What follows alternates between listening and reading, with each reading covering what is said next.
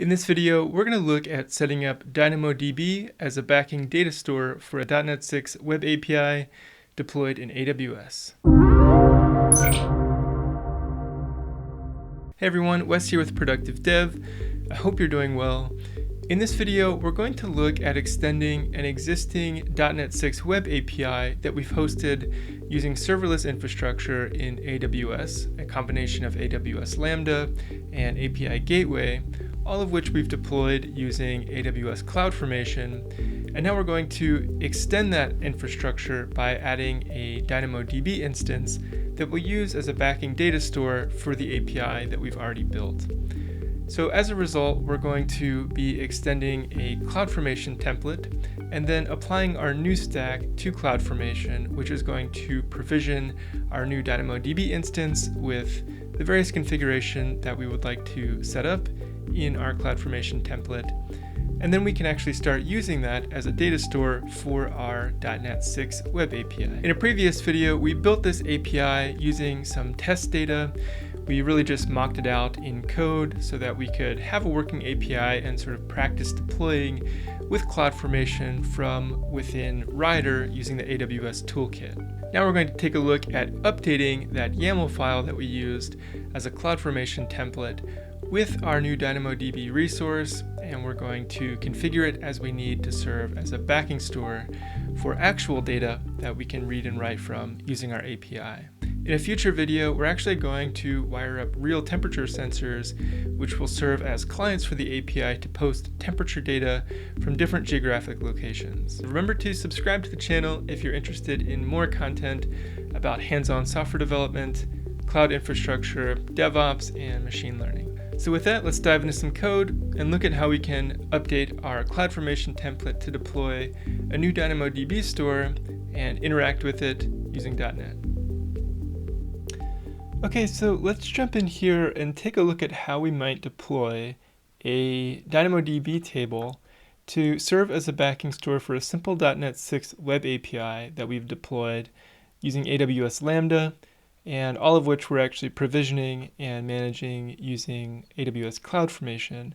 So we'll take a look at a CloudFormation template. This is a template that we had started in a previous video. I'll place a link to that video in the description as well as on the video itself. And if you're here just to look at how to deploy a DynamoDB table using CloudFormation, then you should be able to follow along just fine. But know that previously we also created this resource for a Lambda function, which is basically handling HTTP requests that are going to then be handled by a simple .NET 6 Web API. This is an API that we built to read and write temperatures from any number of various sensors that might serve as clients for this API. So what we're going to do this time is we're going to add a new policy to our Lambda function here under the policies directive in this CloudFormation template. This is a policy that I created that simply allows read and write access to a temperature data table that we're going to create here in our CloudFormation template. So if you'd like to see how to create this policy, let's take a look now at the AWS Console, specifically the IAM Console. So over here in the AWS Console, in the IAM section, you'll note that we have a number of policies created. You may not have any policies created yet. In any case, what we want to do is, if we don't have one created yet for the Lambda function to work with DynamoDB, then we can do that here. Under Service, we're going to select DynamoDB, and then we're going to allow all actions by selecting all DynamoDB actions, which is just this glob pattern DynamoDB : *. But we're going to specify specifically the table that we're going to create here. And so for this, we'll say any, and then under table name, we're going to name this, whatever you'd like your DynamoDB table to be named here. In my case, we're going to call this temperature data, and then we can click add here. From there, you just continue on and add tags if you like, and ultimately create this policy. Once the policy is created, you'll see it among the policies that you've created here. If you have created any, Otherwise, you should see it here at the top where you can search for it. You'll see that every policy, like all AWS resources, gets an ARN, and so we just want to copy this ARN, and this will be what we specify in our CloudFormation template as an additional policy for our Lambda function, again, to have access to DynamoDB. From there, we're going to create a new resource. We'll call this our temperature data store. This is of type AWS DynamoDB table, and this is going to have a number of new types of properties, being that this is a new type of resource here. First of all, we'll have that table name. We need to make sure that this name does align with the particular resource access control that we've provided in the policy that we just described. And then we're going to set a billing mode of pay per request. What this is doing is essentially telling us that we're going to set a capacity mode here of pay per request, which is a really a dynamic, flexible way to set a capacity mode for a new table like the one we've created. The other option is to set this as a provisioned billing mode or provisioned read-write capacity. We would typically set this to provision if we had a really good sense of the read-write capacity that's required for this particular table. So if we create a table and then over time we see that, hey, we really need to provision n capacity for this table in terms of read-write capacity, then we would set the provisioned read-write capacity explicitly here and then change billing mode to provisioned. Since we don't know typically the type of capacity that's required up front for a brand new DynamoDB table, then it's a good idea to set it as pay per request until that number is more predictable. This way, DynamoDB can then dynamically adjust the capacity that is required for the table, and then over time, if that number does become predictable, we can have finer grained control over the capacity by setting this to provisioned, and then provisioning essentially what we need to kind of control costs over the long term. The next thing that we're going to do is set up the key schema, and here we should really talk about architecturally what DynamoDB is, some of the core concepts, and really why you might choose something like DynamoDB as a data store over something like a traditional relational database management system.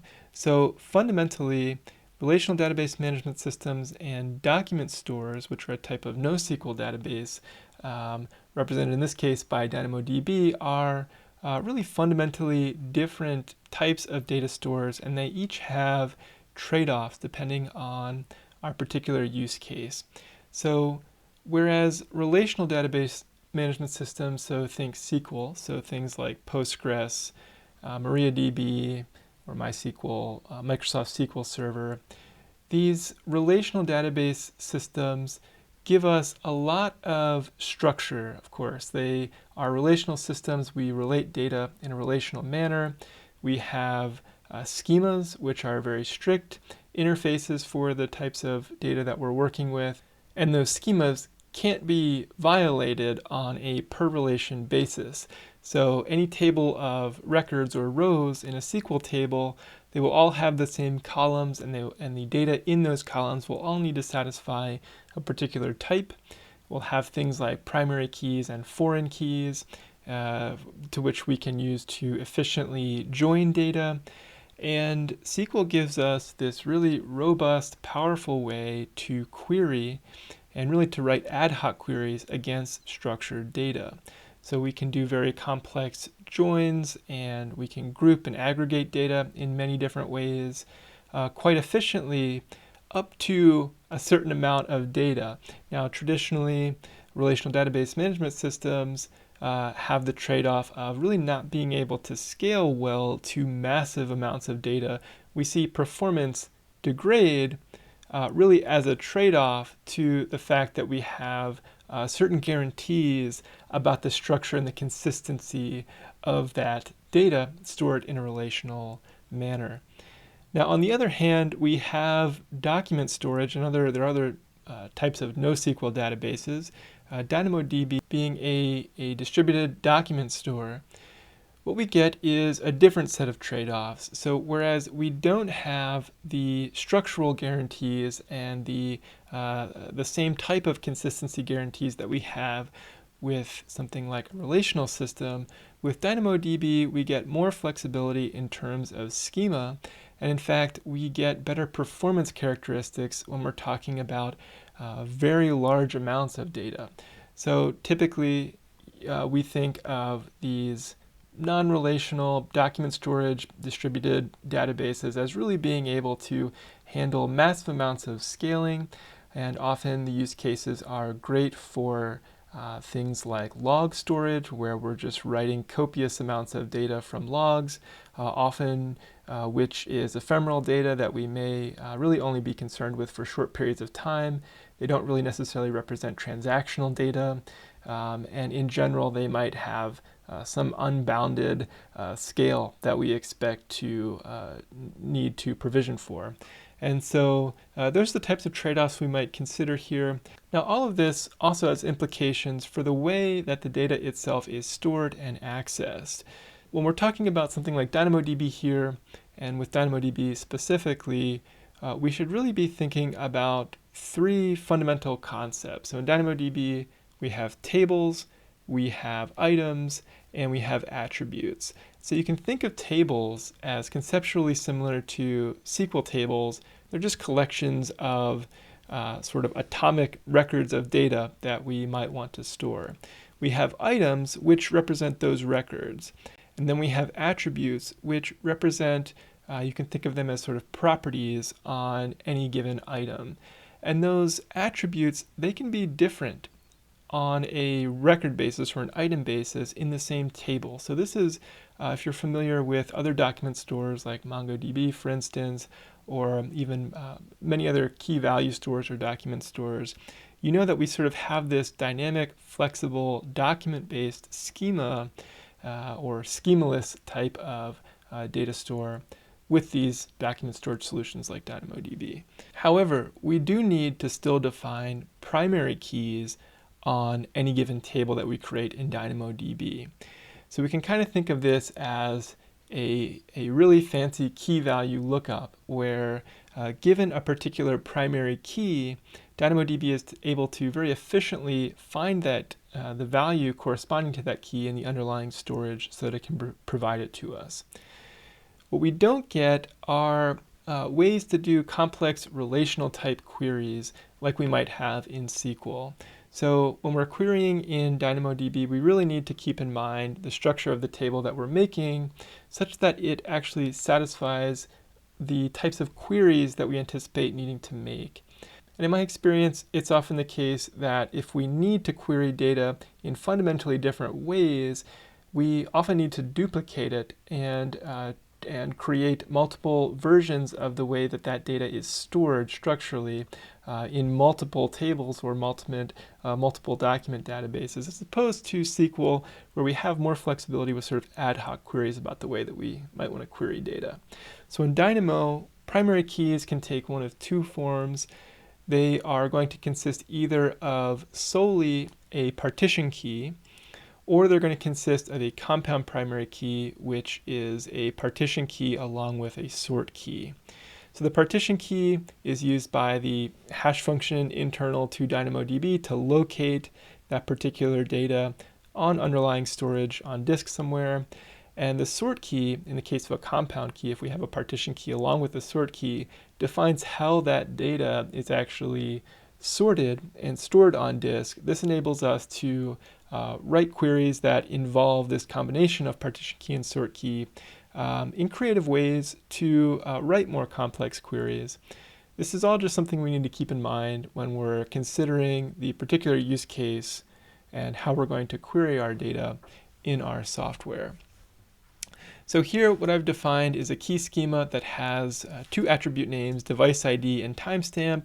The key types respectively here are hash, this is the partition key, and range, this is the sort key. So we're going to have a temperature data table which has a compound primary key consisting of these two attributes. I should also note that in DynamoDB, items can share if they have a compound key, they can share a partition key as long as they have a unique sort key associated with them. If we only have a partition key, and that represents the definition of the primary key in that case, then every record in a particular table needs to have a unique partition key to identify it. Okay, so in our case, I should note, being that we're going to have a partition key of device ID, of course our devices are going to be numerous, but any given device may have many different records that it posts to the database.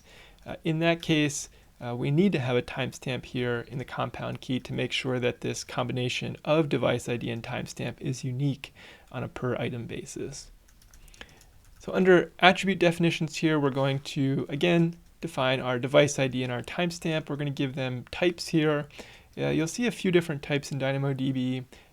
Capital S and capital N represent strings and numbers. And so we're going to represent timestamps as Unix timestamps in terms of milliseconds from Unix epoch, and the device ID will just be a string.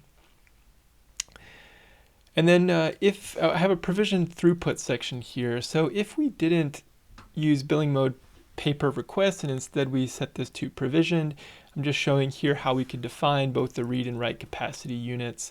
The number here represents the max number of strongly consistent reads consumed per second, and then the max number of writes consumed per second. So we can set that here, and we can basically declare it directly within the CloudFormation template to make that possible. Okay, so with this defined, we should now actually be able to deploy this to AWS using CloudFormation. And now I'm in Rider here, and I have the AWS Toolkit installed. So we can right-click on our template and then simply deploy our serverless application. Now, before we do that, I want to take a look at how I have the logic set up to read and write from our DynamoDB table. In a previous video, we created this API, which has a few different controllers here, so we can take a look. And basically, what we have is the ability to get temperature by device ID, in other words, get the latest temperature that's been recorded by that device. We also have the ability to get some history of observations recorded across all sensors, across all device IDs. And then we also have the ability, of course, to post a temperature reading, which is going to be at this post URL with a path parameter of the device ID. And then on the body of the post request, we're just going to provide that temperature observation as a string. And we're going to pass this data into our business logic layer, which is going to be implemented by this temperature service. And it's going to basically handle the business logic for that. The controller is just returning an HTTP responsive OK here. So a very simple setup. We're not doing query validation here or many of the other things that we would typically want to do to make this API much more robust. For the sake of demonstration here, we're just having a single type of response come back, which is a HTTP 200 response of OK. So in the temperature service here, we've made some changes from the previous video. What I've done is I've injected an iTemperature database interface here into the constructor of the temperature service. So before we get any further in the temperature service, let's take a look at how that's set up.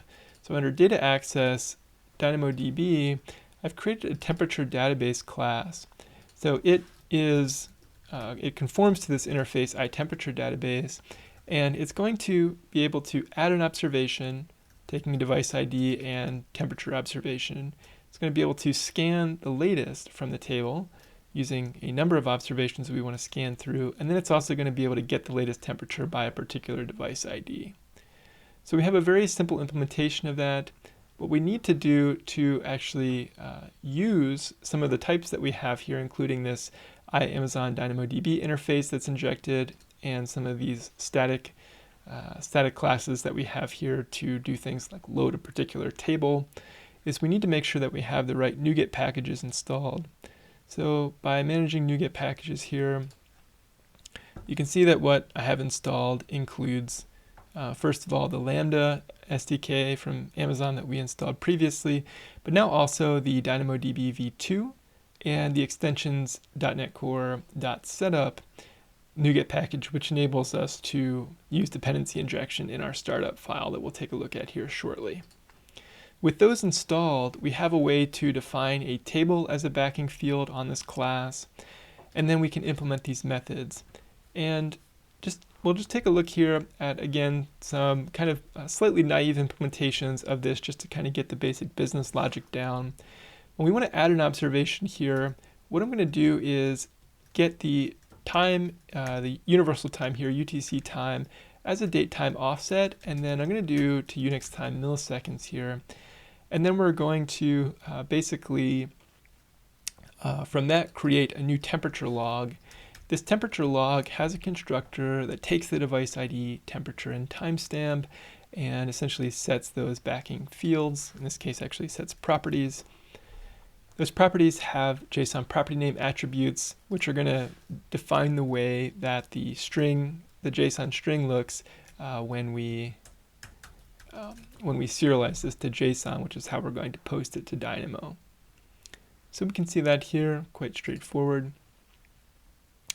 And then we're going to serialize that to a string, and then we're going to essentially load that into a request using this sort of static factory that we have here to generate a document type. This document type comes from the AWS DynamoDB SDK. It's going to take that JSON serialized string that we have, and then we're going to await put item async, which is a method that's on the DynamoDB table instance that we've created, again from another static factory here in the constructor that takes the table name as well as the DynamoDB instance, which is injected. All right, so it's kind of simple here, but we simply return true, or we catch and return the error and log it, or rather we return false and log the error. So this is what we'll use to add an observation to our database. Next, we have the ability to scan for latest number of observations. This is going to be a little bit more complex, and in fact, we could clean this up a bit by injecting an Amazon DynamoDB client.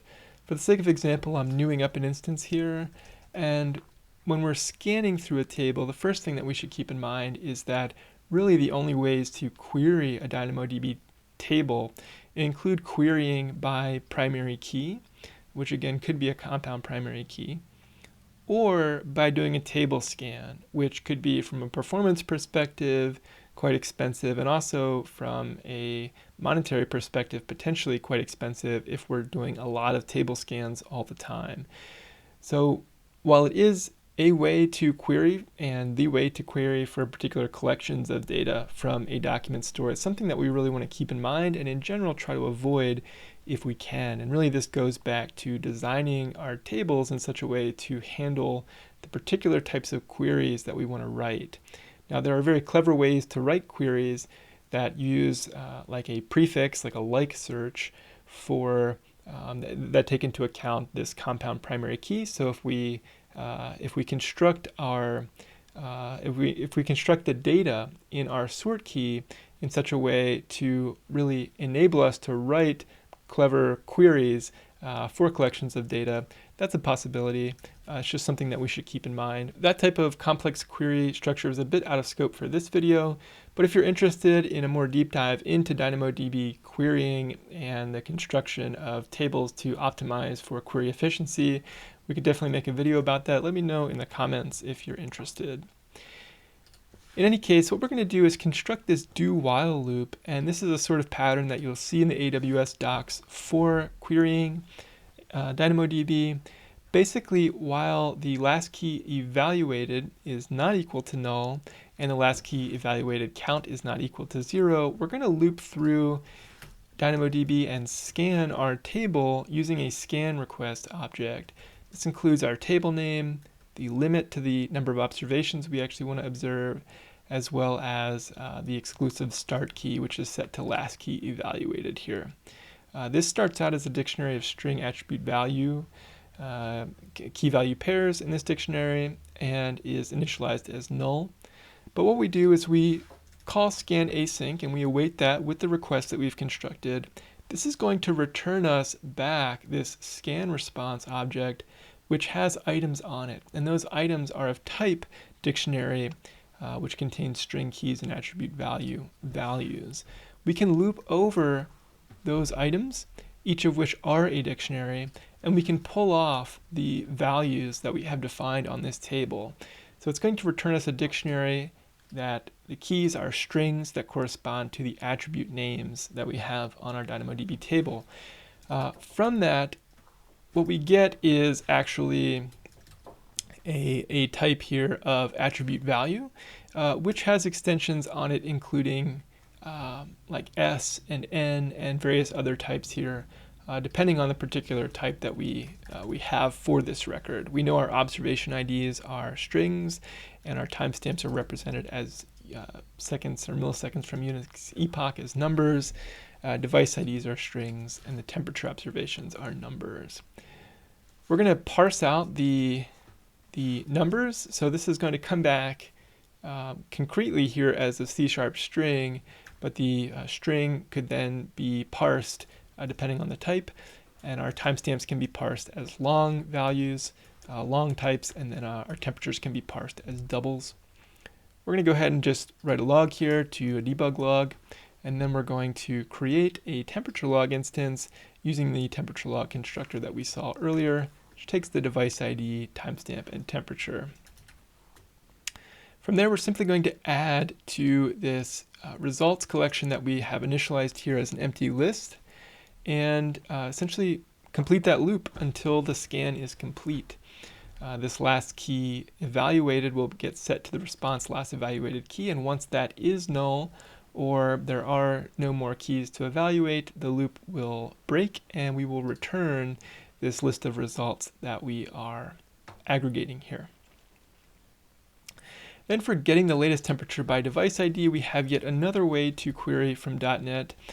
We're going to create a query request instance, which is going to have some properties on it, including table name, whether or not we're scanning the index forward or backwards. So since we want to get the latest record, I believe we need to set the scan index forward to false. That's going to return the records in reverse order relative to the sort key, which in our case is the date. So we should get the latest timestamp here. Then we have this key condition expression where for our key device ID, I'm going to set this equal to the syntax :v_ID. Then we're going to use that in this expression attributes value property, which is another one of those dictionaries of string attribute value, key value pairs. And this is going to be initialized with the key value pair of this :VID, and then its value will be a new attribute value with the property S set to device ID. So we're essentially going to be querying by device ID in reverse order of timestamp. Then we're going to new up an Amazon DynamoDB client here. Again, I would prefer to inject this, but for now, for the sake of the example, we'll new up a client and we'll await the response from query async, passing it that request we constructed. Then we're simply going to grab the first request from that response, and then I'm going to pull off the temperature from that, and specifically the numeric value represented as a string from that, and then we're going to parse that out and return the double dot parse of that temperature, or 0 if we get null for some reason. I think this should work. This would be one that we should keep an eye on here and test thoroughly. I didn't see a great example of this particular type of query, but I think that we're on the right track here. We'll go ahead and test this shortly. So each of these are used within our temperature service, and for the most part, they're just directly passed through. And in the case of log current temperature, I'm simply going to return true once we post the temperature. And in the other cases, again, we have pretty much, this is just a proxy class here. We wouldn't even really, we might consider removing the service altogether and just directly calling our data access client here directly from within the controller. But for the sake of sort of separating concerns here between business logic and request handling and data access, I did choose to separate those out here. Okay, the other thing we need to make sure is that in startup, we are adding in our dependency injection container here at the root. We need to make sure that we map iTemperature database to the concrete temperature database class that we've created. And then with that NuGet package, the SDK startup NuGet package that we looked at earlier, we can have this extension method now on our service collection called add AWS service that takes type I Amazon DynamoDB. I think that should basically complete everything that we need. We're going to go ahead and right click and deploy our serverless application to AWS. I'm going to create a new stack here. I'm going to call this .NET temperature API. Let's call this just temps API. And I think we might need to use hyphens here rather than underscores, so I'm going to do that. I have an existing S3 bucket. Go ahead and create one if you don't have one. And otherwise, we'll go ahead and deploy this now. We'll see once this is happening, we'll get kind of a log here of our various resources being created. We should see things like our Lambda function and our DynamoDB database among the various resources with different physical IDs and logical IDs that are getting created here. Once that's complete, we should see that we've successfully executed a change set against .NET Temps API. Now I'd like to, first of all, head over into the AWS console to look at the CloudFormation console and ensure that we can see everything that we just created. And in fact, here we are. And among our CloudFormation stacks, I see our .NET Temps API that was created just a moment ago. And we'll go ahead and click in here. We can see the stack info, which gives us some good high-level information about the CloudFormation stack. Importantly, if we click on resources, we should be able to see our Lambda as well as our DynamoDB table. So let's open both our Lambda in a new tab and our temperature data. So temperature data is our Dynamo table. We can take a look at the items in the table, which are now empty, by selecting Explore Items. And by refreshing, we should see no items in the table yet. Of course, we haven't written anything to the table yet. If we take a look at the Lambda function itself, we can see, as an overview, that API Gateway is provisioned to handle the HTTP requests coming in. And that's basically proxying the HTTP request directly to this Lambda function, which is a thin wrapper around our .NET 6 application to handle those three different endpoints. Note also that it's often useful to take a look at the CloudWatch logs. So under Monitor here, View Logs in CloudWatch, this will take you over to various logs that you might want to watch for this Lambda function. We haven't actually executed anything yet, so we shouldn't see anything quite yet. But let's go ahead and do that now. So over in our IDE here under Outputs, we should see a URL for our Lambda function to which we can actually start making HTTP requests.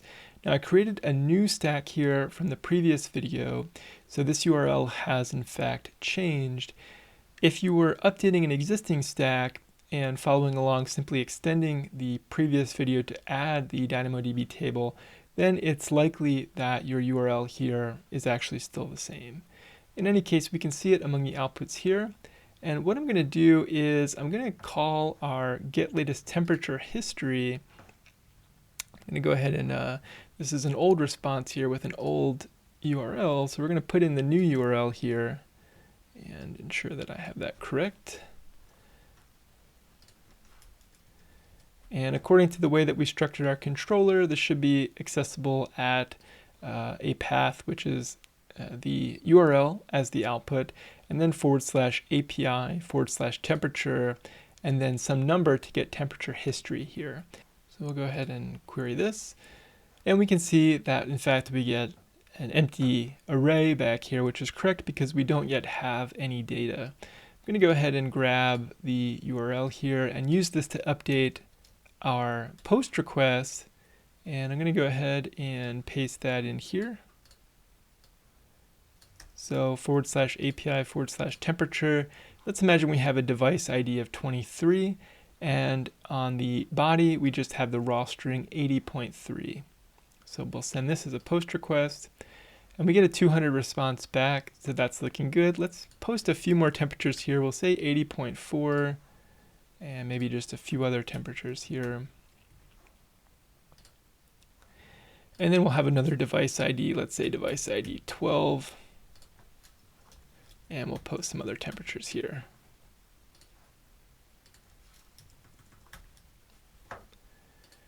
Okay, so we've made a number of different requests to our API, all of which are returning 200 responses with a value of true coming back, so that's looking as expected.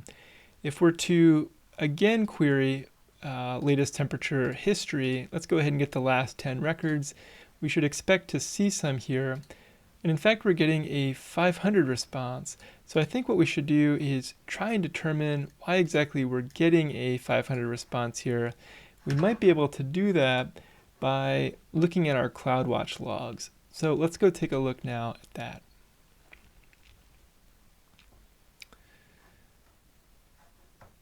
So first of all, if we refresh our CloudWatch management console, hopefully we see a log group, and we do. So I'm going to select this. And I see a key not found exception for the given key observation ID was not present in the dictionary. Now, that seems like an error that we should expect to see, given the fact that if we're trying to use observation ID, that's actually not part of our schema. It was part of our hypothetical schema in the first video, but now that we've actually created the table, we know that observation ID actually isn't part of it. And so in fact, if we take a look back at the items in the table, if we refresh, we should see some now, and we do. We see that the table schema is device ID, timestamp, and temperature F, with device ID and timestamp representing that compound primary key, but we're not capturing any type of observation ID anymore. So let's head back into the code, and we'll clean this up a little bit. And we'll go actually into the temperature database, and we'll look for this observation ID, which we know is no longer part of the schema. So I'm going to take this out. And if we wanted to update the log, we could. I'm just going to go ahead and remove the log for now. And I don't see observation ID in use elsewhere, so that's good. We'll go ahead and redeploy. We can do that by right-clicking on the CloudFormation template and clicking deploy. This time we'll just update the stack, and this should actually just take a few seconds.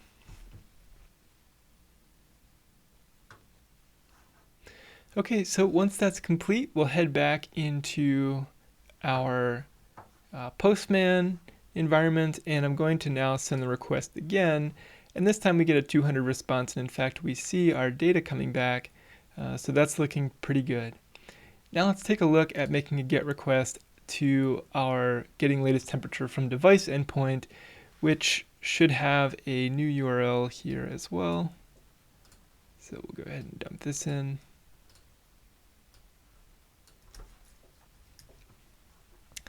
And we know we posted some data from device 23, so we have device 23 and 12.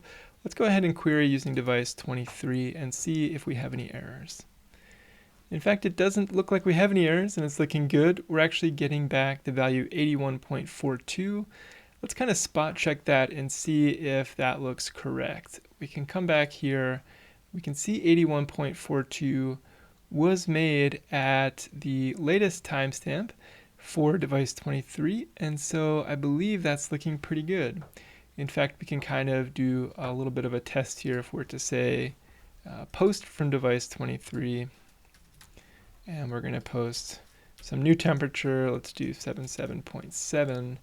Go ahead and post that, and then get the latest temperature from device 23, and we can see 77.7. So I think this integration is working pretty well. We do have kind of a naive implementation of this API. We're not doing very graceful request handling or error handling. But in any case, we have a great starting point here for something that we could actually deploy and wire up actual temperature sensors to, that could then be loaded with some type of HTTP client to then make a request to our serverless cloud-hosted .NET 6 web API that we've deployed using CloudFormation. So we can see how simple that is. If we want to tear this CloudFormation stack down, we could do that from the AWS Console, of course. You could also do it directly from within your IDE using the AWS Toolkit. In this case, you would say delete me here, and then we could go ahead and take this entire stack down. So I'll do that now. and we'll see this roll back shortly. Okay, that's it for this video. I hope you've enjoyed watching how to deploy a DynamoDB database using AWS CloudFormation for a serverless .NET 6 web API to AWS. Remember that Patreons of the channel get access to all of this source code as well as the source code for all of the videos that I make on the channel. I really appreciate your support, and if you get anything out of this video, be sure to leave a comment below.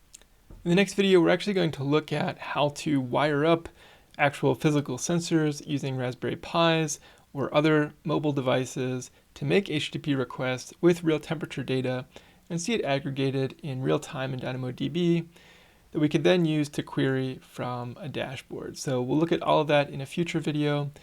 For now, it's been nice working with you, and I'll see you in the next video.